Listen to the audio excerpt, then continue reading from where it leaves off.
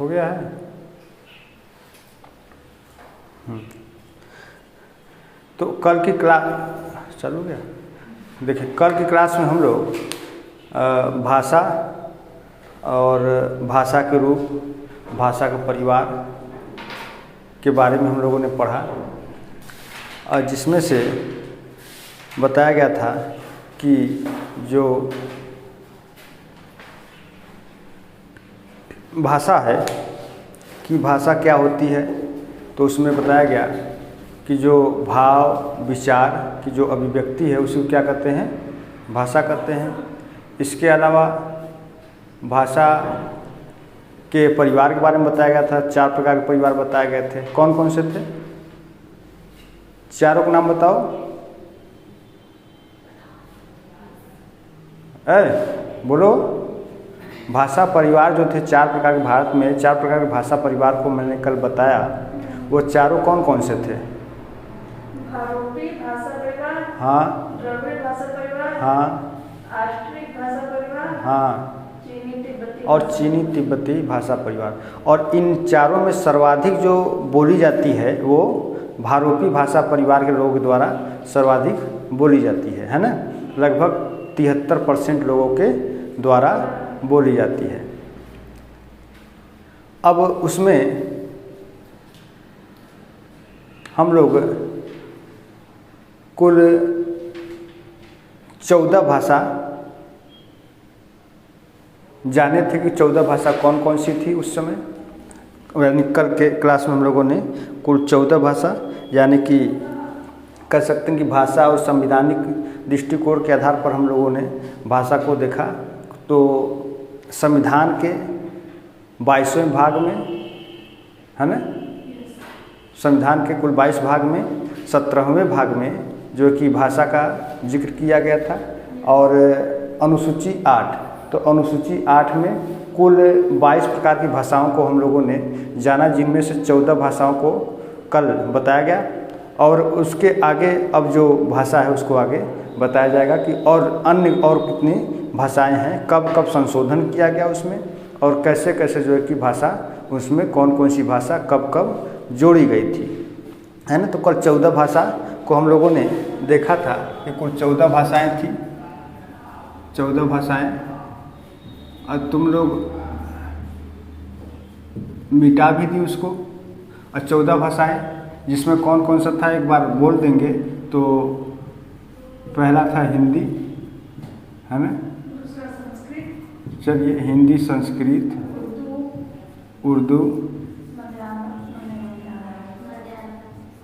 मलयालम, तमिल, तेलुगु, असमिया,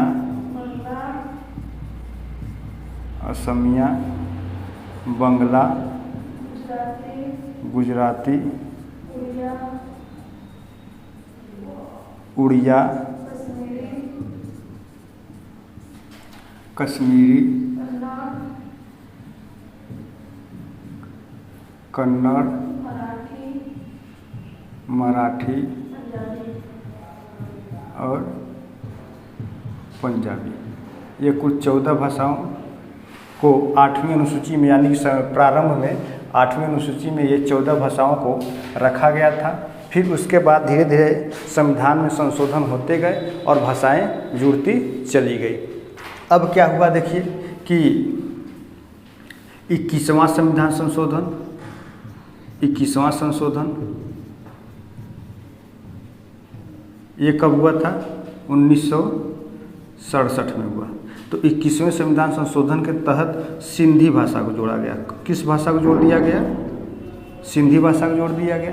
फिर उसके बाद 71वां संविधान संशोधन आया। ये दिख रहा है कि नहीं उसमें मोबाइल में? 71वां संविधान संशोधन हुआ। तो 71वां संशोधन के तहत ये कब हुआ था?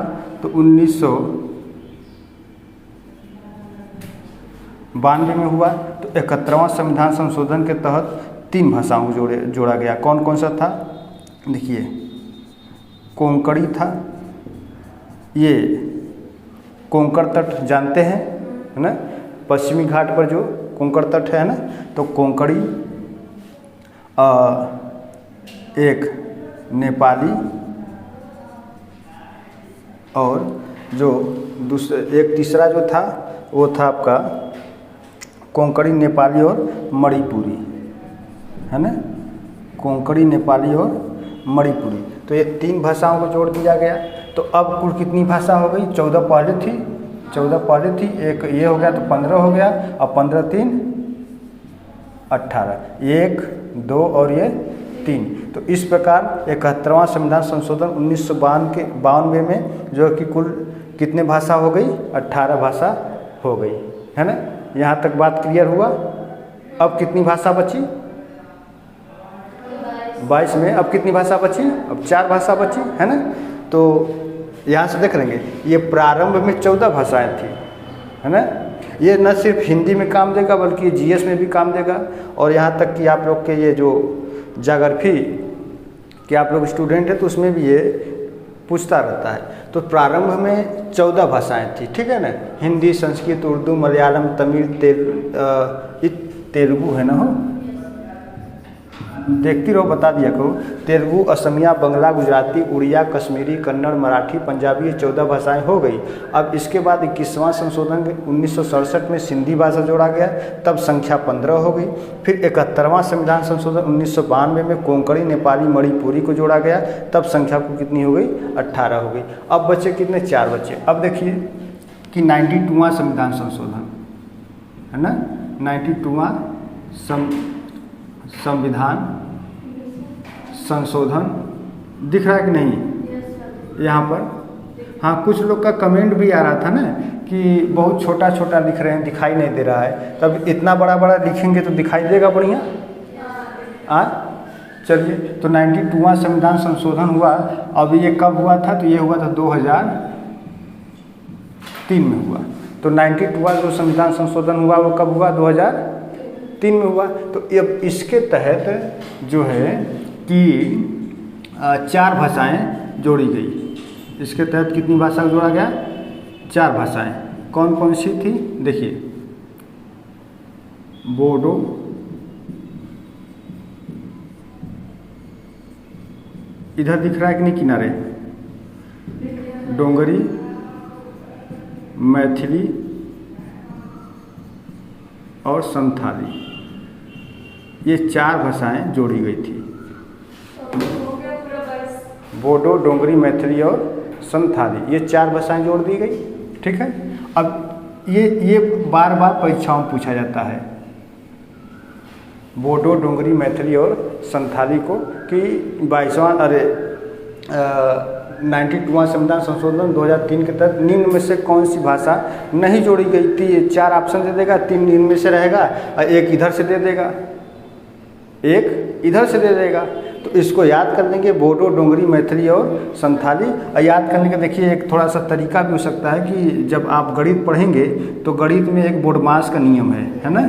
गणित में बोडमास का नियम बताया जाता है। इस नियम के तहत क्या होता है कि पहले भाग होता है, फिर गुणा होता है, फिर जोड़ होता है, फिर घटा होता है ना। तो ये बोडमास का नियम है। तो आप बोडमास याद कर लीजिए, तो बो से बोडो और ड से डोंगरी और म से मैथिली और स से संथाली हो जाएगा, ठीक है ना।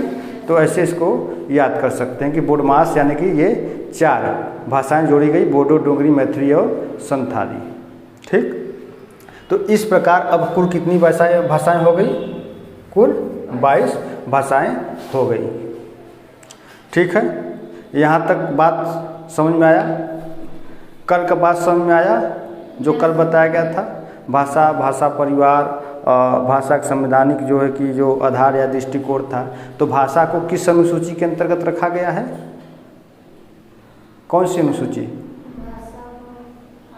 8वीं अनुसूची के अंतर्गत रखा गया है। और कौन से भाग में है भाषा का उल्लेख? भाषा का उल्लेख किस भाग में है? संविधान के किस भाग में भाषा का उल्लेख है? 17वां, ठीक, 17वें भाग में। और वैसे देखा जाए तो कुल कितने संविधान में कुल कितने भाग हैं?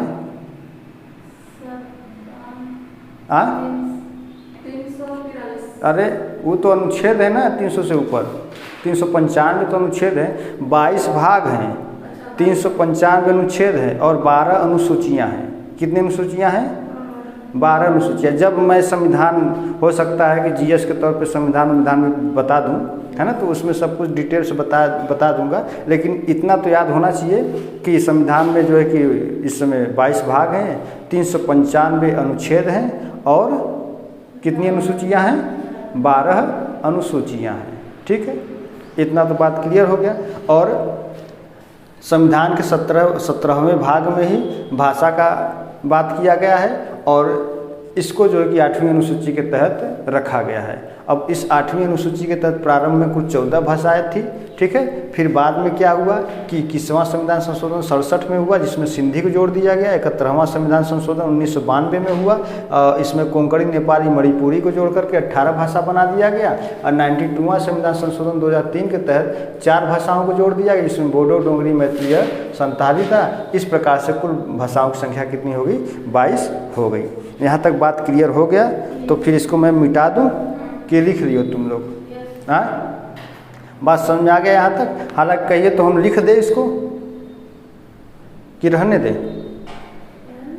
हाँ, चलो ठीक, कोई नहीं, बात समझ में आना चाहिए, अपने से खुद से लिख सकती हो। ठीक है, अब इसके बाद देखिए है कि भाषा के आधार पर राज्य का गठन, ये भी जीएस के तौर पर, और हालांकि हिंदी पढ़ाया जा रहा है तो इसमें मैं अभी भाषा पढ़ा रहा हूँ, तो अब इससे संबंधित जो चीज़ें मैं सोच रहा हूँ यहीं पर सब कुछ क्लियर हो जाए कि अब इसके आगे न बचे। फिर उसके बाद हम वर्ण पढ़ाएंगे, वर्ण विचार होगा, जिसमें स्वर होगा, व्यंजन होगा, क्या होते हैं स्वर, क्या होते हैं व्यंजन, कितने प्रकार के होते हैं, है ना, क्या क्या, बस बहुत सारी चीज़ें उसमें होंगी, उसको बताया जाएगा। पहले यहाँ पर देख लेते हैं हम लोग भाषा संबंधी जितनी भी चीज़ें हैं उसको कवर कर लेते हैं। अब इसके बाद है भाषा के आधार पर, भाषा के आधार पर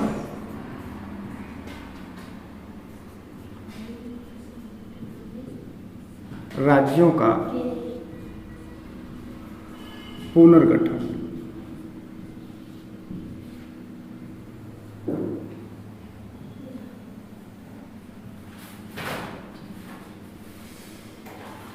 भाषा के आधार पर राज्यों का पुनर्गठन।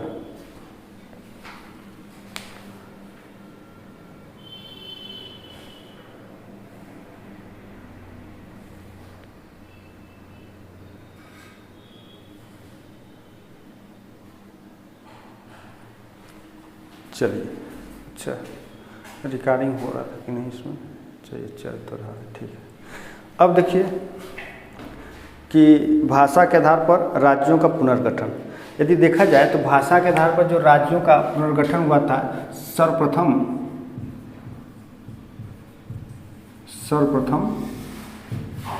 आंध्र प्रदेश राज्य का गठन हुआ। राज्य का गठन हुआ किस भाषा के आधार पर? तो तेलुगु भाषा के आधार पर, है ना, तेलुगु भाषा के आधार पर हुआ था। ऐसा खुड़ू खुड़ू करोगे तो इसमें भी आवाज आएगा, है ना। मतलब यहाँ मैं चिल्ला रहा हूँ, बोल रहा हूँ, तो हमको गर्मियाँ नहीं हो रही है और तुमको बहुत इतनी गर्मी हो रही। का खा के आवल लू? दाला भात खात हूँ न, कुछ नहीं, पानी पिया करो। चलो देखो, तो भाषा के आधार पर राज्यों के पुनर्गठन में देखा जाए तो सर्वप्रथम आंध्र प्रदेश राज्य का गठन तेलुगु भाषा के आधार पर किया गया, है ना, किया गया। ये कब किया गया था? 1 अक्टूबर 1953 ईस्वी में हुआ था। 1 अक्टूबर 1953 ईस्वी को सर्वप्रथम, है ना, आंध्र प्रदेश राज्य का गठन तेलुगु भाषा के आधार पर किया गया। ठीक, अब इसके पीछे एक कहानी है, उसको मैं मौखिकी रूप से ही कह दे रहा हूँ, सुन लेंगे आप लोग, और नोट करना होगा तो नोट भी कर लेंगे। तो उस समय क्या हुआ था कि भाषा के आधार पर राज्यों का गठन करना ये उचित है कि नहीं, तो इसके लिए संविधान सभा के अध्यक्ष राजेंद्र प्रसाद ने, है ना, इलाहाबाद उच्च न्यायालय के रिटायरमेंट न्यायाधीश एस.के. धर की अध्यक्षता में एक समिति का जो है कि गठन किया था, ठीक है ना। और उस समिति के तहत यह बात आई कि राज्यों के आधार पर जो है कि भाषा के आधार पर राज्यों का पुनर्गठन नहीं किया जा सकता है, और वहाँ पर इसका विरोध किया गया। तो जब विरोध हुआ तो कुछ दिनों पश्चात फिर कांग्रेस ने जयपुर के अधिवेशन में पंडित जवाहरलाल नेहरू, पट्टाभी सीतारमैया और सरदार वल्लभ भाई पटेल के नेतृत्व में एक समिति का जो है कि गठन किया, और उस समिति को क्रमशः पीजेभी के नाम से जाना गया। पीजेभी समिति, है ना, पीजेभी समिति, यानी कि पटेल, जवाहर और पट्टाभी सीतारमैया, ठीक है। ये पीजेभी समिति के नाम से यह गठन किया गया। तो इस समिति ने भी क्या किया था कि राज्यों के भाषा के आधार पर राज्यों के पुनर्गठन की मांग को खारिज कर दिया। जब खारिज हो गया तो उधर मद्रासी जो तेलुगु भाषी लोग थे, वे लोग आक्रामक रूप से आंदोलन करना शुरू कर दिए। जब आंदोलन हुआ तो उस आंदोलन के जो नेतृत्वकर्ता थे, है ना, तो उनका नाम था श्री रामुल्लू, है ना, पुट्टू श्री रामुल्लू थे। ये पुट्टू श्री रामुल्लू, है ना, ये पुट्टू श्री रामुल्लू ये नेतृत्वकर्ता थे। जो मतलब कि जब खारिज कर दिया गया तो पुट्टू श्री रामुल्लू के नेतृत्व में जो है कि मद्रास में जो कि तेलुगु भाषी लोगों के द्वारा आंदोलन छिड़ गया, और उस आंदोलन में ये रामुल्लू जो थे ये आमरण अनशन पर बैठे हुए थे। आमरण अनशन का मतलब कि बिना खाए पिए, है ना, आमरण अनशन पर बैठे हुए थे। तो ये आमरण अनशन पर बैठे हुए थे और कुछ दिनों पश्चात उनकी मृत्यु भी हो गई। लगभग 58 दिनों के बाद इनकी मृत्यु हो गई। और मृत्यु कब हुई थी इनकी? तो इनकी मृत्यु हुई थी 15 दिसंबर 1952 को, ठीक है ना। 15 दिसंबर 1952 को रामुल्लू की मृत्यु हो गई। और जब इनकी मृत्यु हो गई तो इससे आहित होकर के उस समय भारत के जो प्रधानमंत्री थे वो कौन थे? पंडित जवाहरलाल नेहरू थे। भारत के प्रथम प्रधानमंत्री वहीं थे। तो पंडित जवाहरलाल नेहरू इनकी मृत्यु से आहित होकर के जो है कि तेलुगु भाषियों के लिए आंध्र प्रदेश राज्य के गठन का घोषणा कर दिए। तो जब ये घोषणा कर दिए तो उस समय फिर आगे चल करके 1 अक्टूबर 1953 को आंध्र प्रदेश राज्य का गठन कर दिया गया। ठीक, जब गठन हुआ था तो उस समय इसकी जो अध्यक्षता किए थे वो अली फजल थे, है ना। राज्य पुनर्गठन आयोग के अध्यक्ष पूछा जाता है कौन थे? तो अली फजल। मैं नाम लिख दे रहा हूँ, हाँ, अली फजल। दिखाई दे रहा है? अली फजल थे, कुछ और थे भाई। 1 मिनट जरा से मैं देख लेता हूँ।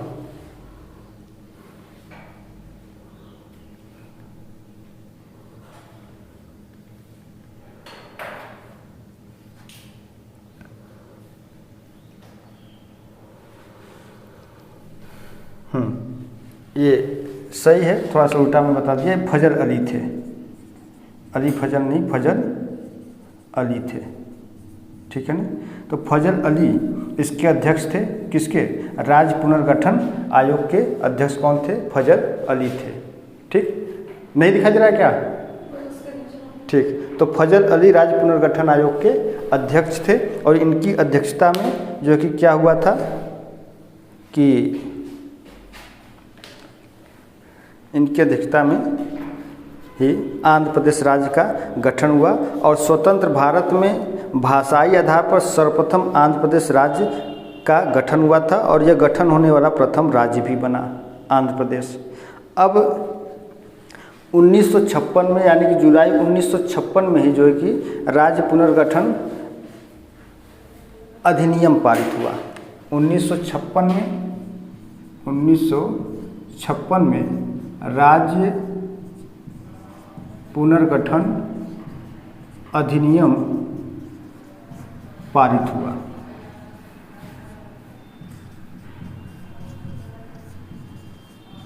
ठीक है ना, ये जुलाई 1956 में राज्य पुनर्गठन अधिनियम को पारित कर दिया गया।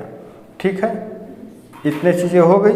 ठीक, अब ये मालूम हुआ कि राज्यों का पुनर्गठन भाषाई आधार पर होने का क्या कारण था। तो भाषाई आधार पर होने का मुख्य कारण यही था कि वहाँ की भाषा अलग है, हमारी भाषा अलग है। मिटा दूँ इसको, वहाँ की भाषा अलग है, हमारी भाषा अलग है, तो इसलिए हमको एक अलग राज्य की मांग करनी थी। इसलिए लोग मांग कर रहे थे। उसी मांग को लेकर के जो है कि जो संविधान सभा के अध्यक्ष थे, कौन थे?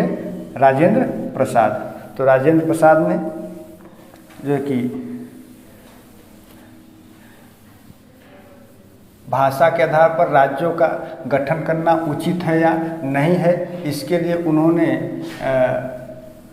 यशधर की अध्यक्षता में जो एक समिति का गठन किया, लेकिन उस समिति ने इसको जो है कि इसका विरोध किया, उसको खारिज कर दिया। फिर आगे चल कर के कांग्रेस ने जो है कि समिति का गठन किया, उसने भी जो है कि इसकी मांग को खारिज कर दिया। तो अचानक जो है कि आंदोलन बढ़ गया और उसी आंदोलन के तहत जो उसके मुख्य नेता थे रामुल्लू, उनकी मृत्यु हो गई। तो उनकी मृत्यु होने के बाद क्या हुआ था कि प्रधानमंत्री पंडित जवाहरलाल नेहरू के द्वारा राज्यों के पुनर्गठन के लिए भाषा के आधार पर क्या कर दिया गया था? आदेश दे दिया गया। और फिर सर्वप्रथम पहला जो राज्य बना वो आंध्र प्रदेश बन गया। तो भाषा के आधार पर पहला राज्य कौन सा बना? भाषाई आधार पर राज्यों का जो गठन हुआ था कौन सा बना? आंध्र प्रदेश बना। उस समय आंध्र प्रदेश की राजधानी कौन सी थी? कर्नूल थी, है ना। उस समय आंध्र प्रदेश की राजधानी क्या थी? कर्नूल थी। अब देखिए, अब इसको यदि लिखना चाहेंगे तो लिख सकते हैं, क्योंकि कहने का मतलब ये है कि ठीक है, जो मौखिकी रूप से बोल दिया जा रहा है वो तो ठीक है, लेकिन देखिए, तो भाषाई आधार पर भाषाई आधार पर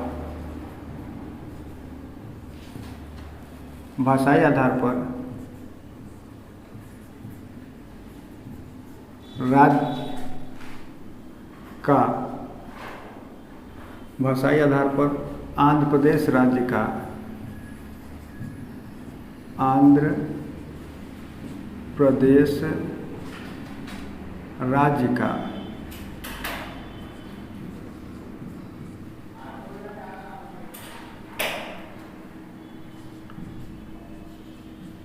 सर्वप्रथम गठन किया गया।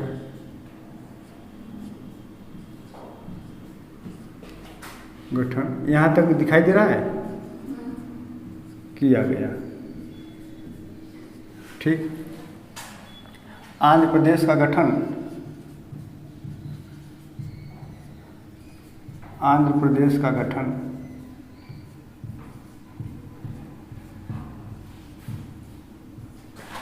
तेलुगु भाषा के आधार पर, तेलुगु भाषा के आधार पर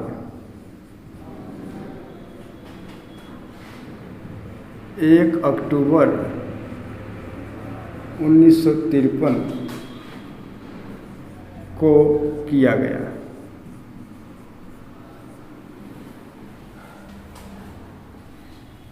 हो गया। जुलाई 1956 में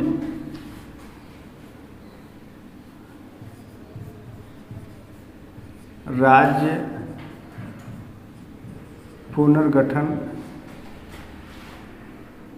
अधिनियम पारित किया गया। अधिनियम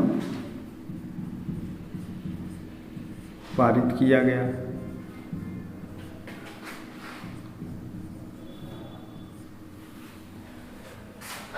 अब इसके बाद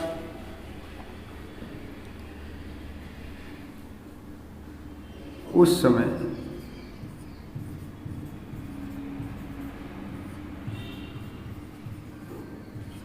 राज्य पुनर्गठन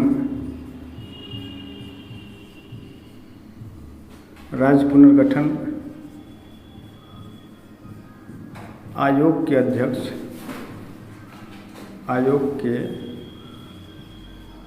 अध्यक्ष कौन थे? कौन थे? फजल अली थे, है ना? कौन थे? अध्यक्ष फजल अली थे।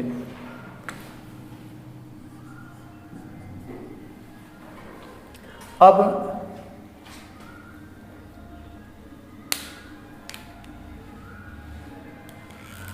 देखिए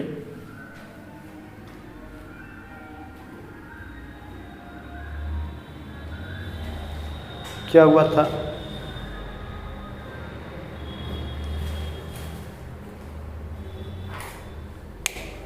देखिए अध्यक्ष फजल अली थे, इसके अलावा 2 अध्यक्ष, इसके अलावा 2 सदस्य, 2 सदस्य कौन कौन से थे? हृदय नाथ कुंजरू, है ना? पंडित हृदयनाथ कुंजरू, और जो दूसरे थे वो क्या नाम था? पाड़िक्कर। पूरा नाम इनका था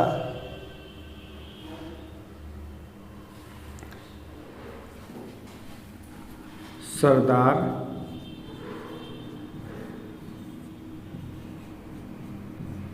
के.एम. पडिक्कर।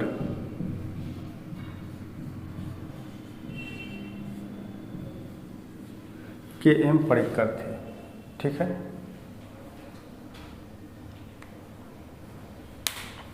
अब इसके बाद क्या हुआ था?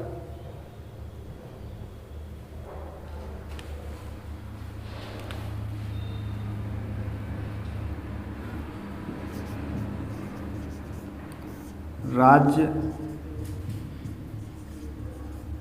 पुनर्गठन अधिनियम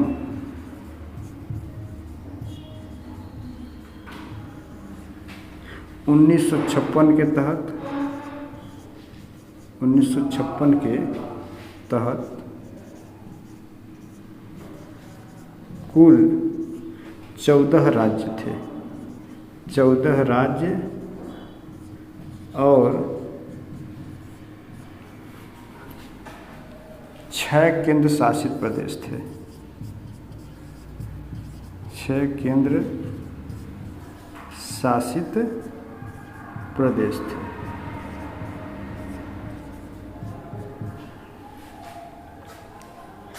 अब बताइए कि वर्तमान में कुल कितने केंद्र शासित प्रदेश हैं? 8, है ना? इसके पहले 9 बने थे, पहले 8 थे, पहले कितने थे? कितने थे पहले? 9 थे, 9 बने, फिर 2 राज्यों का क्या कर दिया गया?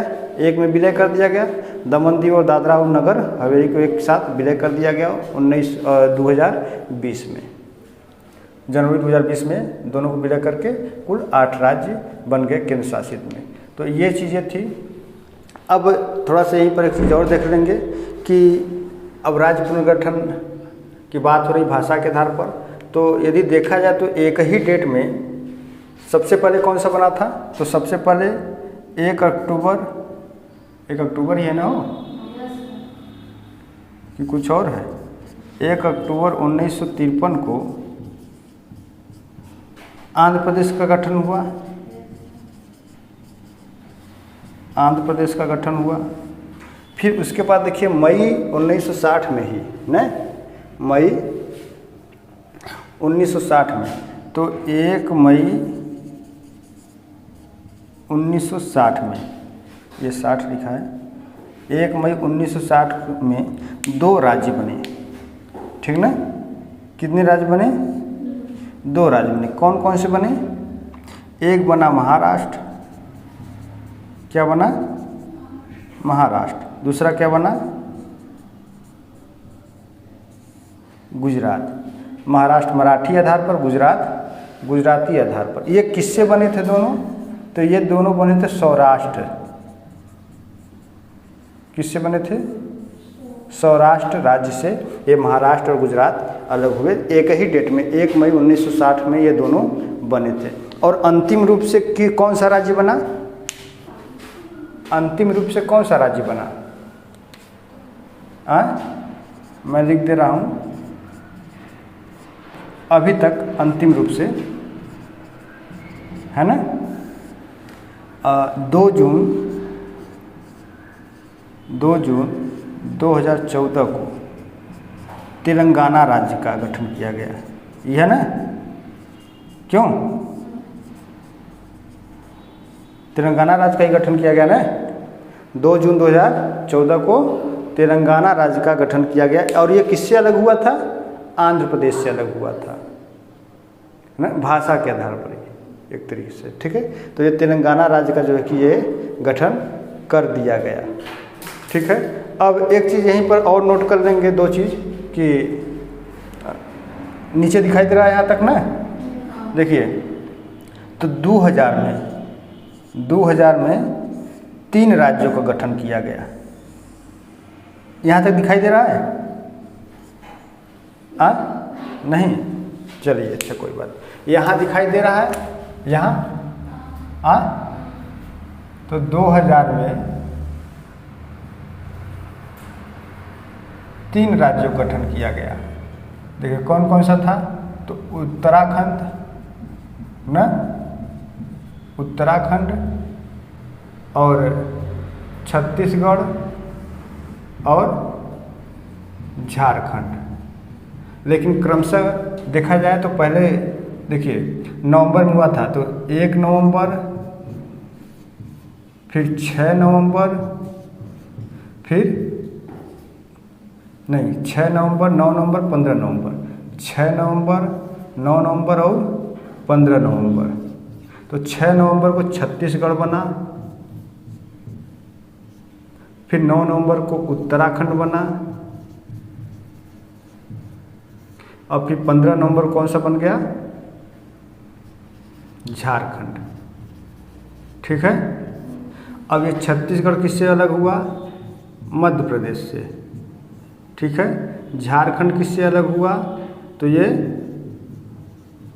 बिहार से।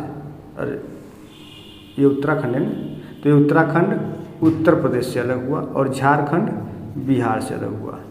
तो इस चीज़ों को भी आप लोग ध्यान में रखेंगे कि ये कब कब अलग हुए थे। अभी फिलहाल में ये सवाल पूछा था, ये जो बिहार या स्टेट सामाजिक विज्ञान जो 18 तारीख का था, उसमें ये सवाल पूछा था कि ये कब जो है कि झारखंड राज्य बना। तो ये 15 नवंबर सन 2000 ईस्वी को बिहार से अलग होकर के एक नया राज्य झारखंड बना।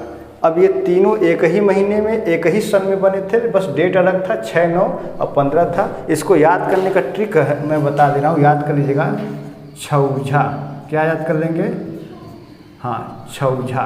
छ का मतलब छत्तीसगढ़, उ का मतलब उत्तराखंड, झा का मतलब झारखंड। ठीक है ना, इसको याद कर लेंगे। अब बस डेट याद कर लेंगे। 9/6 क्या होता है? अरे 6/9 क्या होता है? 15। तो 6 तारीख, 9 तारीख और 15 तारीख को ये बन करके जो है कि तीनों बने थे। तो ये अभी तक जो है कि भाषा के आधार पर हम बताए थे राज्यों का पुनर्गठन। तो यहाँ तक तो हम लोग भाषा और भाषा के आधार पर जो है कि राज्यों का गठन भी पढ़ लिया और भाषा का संवैधानिक हम लोगों ने दृष्टिकोण भी देख लिया। अब इसके बाद देखिए, अब जो शुरुआत होगी वो वर्ण विचार से होगी कि वर्ण क्या होते हैं, वर्ण विचार क्या होता है।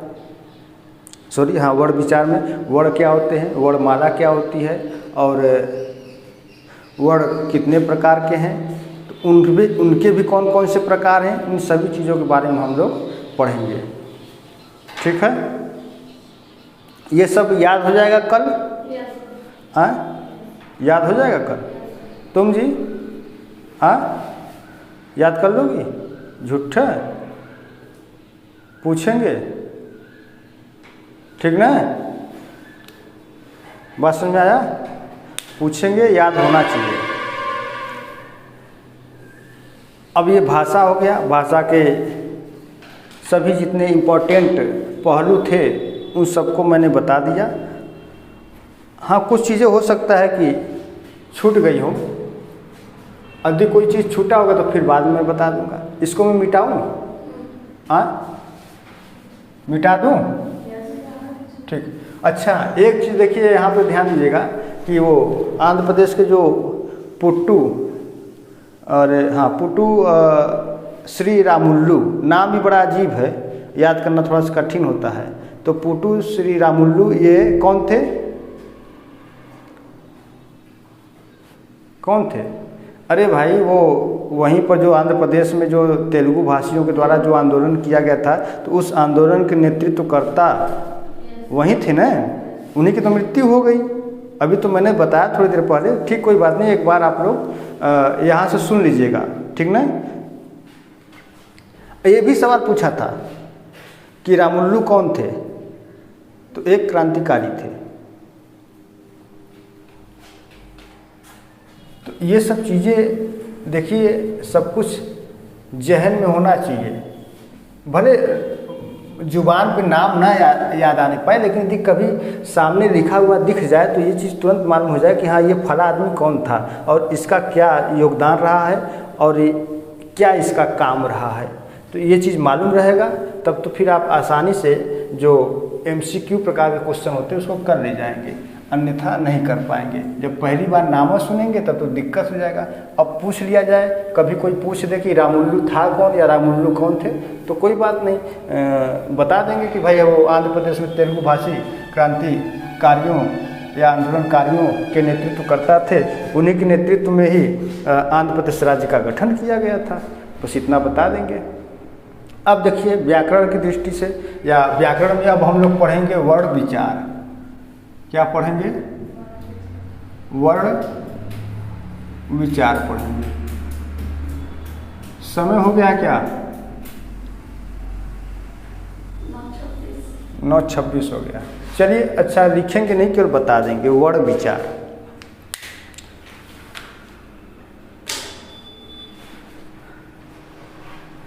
अच्छा, सुबह सुबह आ जाते हैं, किसी का मैं संबोधन भी नहीं करता हूँ, है ना? न आप लोगों का, तो भाई हम आप लोग के अलावा भी हमको बहुत लोग देख रहे होंगे, है कि नहीं? तो सभी लोग को सुप्रभात और सभी लोग का स्वागत है हमारे YouTube चैनल पर। और हाँ, कि आप लोग भी थोड़ा सा सहयोग देंगे, वीडियो अच्छी लगे तो वीडियो को लाइक करें और शेयर करें, और आगे की वीडियो पाने के लिए चैनल को सब्सक्राइब करें। चलिए, अब हम लोग चलते हैं वर्ण विचार पर। तो वर्ण विचार में सबसे पहले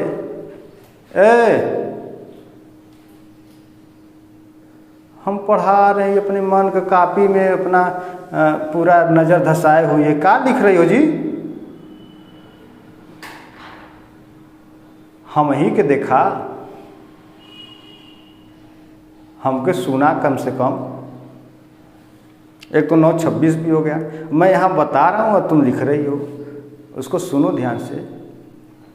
वर्ण विचार, तो वर्ण विचार में हम लोग जो है कि वर्ण को जानेंगे। वर्ण क्या होता है? वर्ण क्या होता है? हाँ?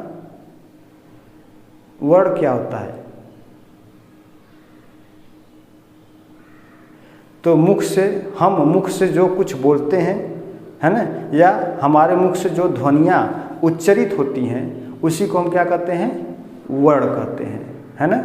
उसी को हम क्या कहते हैं? वर्ण या अक्षर कहते हैं। तो हम मुख से जिस भी ध्वनि का उच्चारण करते हैं, उस ध्वनि को ही हम वर्ण या अक्षर कहते हैं। हालांकि वर्ण और अक्षर समानार्थी ही समझे जाते हैं, फिर भी यदि देखा जाए तो न क्षरति इति अक्षरा, है ना, ना क्षरति इति अक्षरा सूत्र के माध्यम से ये होता है कि जिन वर्णों का क्षरण न हो सके या जिन वर्णों का विनाश न हो सके उसी को हम क्या कहते हैं, अक्षर कहते हैं, है ना। इसलिए ना क्षरति इति अक्षर, यानी कि जिन वर्णों का क्या न हो सके, क्षरण न हो सके, उसका विनाश न हो सके, उसका अन्य सूक्ष्म विभाजन ना हो सके, उसी को हम अक्षर कहते हैं। फिर भी यहाँ पर हम अक्षर और वर्ण को समानार्थी समझते हैं, जबकि भाषा विज्ञान की दृष्टि से इनमें कुछ सूक्ष्म अंतर होते हैं। वर्ण कुछ अलग हो सकता है और अक्षर कुछ अलग हो सकता है। यदि जैसे कह दिया जाए कि यदि यहाँ पर अ लिख दिया जाए, है ना, अ और एक लिख दिया जाए क, ठीक है, तो ये जो अ है ये अक्षर भी हो सकता है, क्योंकि इसका कोई सूक्ष्म विभाजन नहीं हो सकता है अ का, तो इसको अक्षर भी कर सकते हैं, इसको हम वर्ण भी कर सकते हैं। लेकिन ये इस क में दो जो है कि वर्ण हो सकते हैं। एक आपका तो ये, अब ये देखिए जो क बना इसको शुद्ध रूप से व्यंजन कहते हैं, इसको क्या कहते हैं, शुद्ध रूप से इसी को व्यंजन कहते हैं। जबकि जब केवल क लिख देंगे तो ये व्यंजन नहीं होगा, ये वर्ण हो जाएगा। लेकिन शुद्ध रूप से व्यंजन जब हलंत लग जाएगा तो ये व्यंजन हो जाएगा। अब इससे एक चीज़ निकल जाएगा, क्या निकलेगा, अ निकल जाएगा। तो देखिए इसका सूक्ष्म विभाजन हुआ कि नहीं हुआ। तो जब सूक्ष्म विभाजन हुआ तो हम क को, ख को, ग को, घ को, अंग को, च को, छ को अक्षर नहीं कह सकते हैं। क्यों नहीं कह सकते हैं, क्योंकि ना क्षरति इति अक्षरा, ना क्षरति इति अक्षरा, है ना।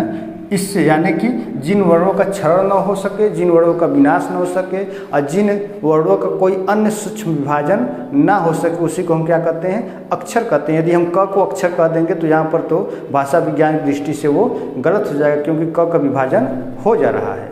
ठीक है, तो ठीक है, अब इसके आगे हम कल बताते हैं वर्णों के बारे में। तो कल वर्ण और वर्णमाला, फिर वर्ण के प्रकार, स्वर, व्यंजन, और फिर व्यंजनों के प्रकार, फिर स्वरों के प्रकार, इस सब के बारे में कल बताएंगे। और हाँ, आगे की वीडियो देखने के लिए आप सभी लोग जो है कि चैनल को सब्सक्राइब किए रहें।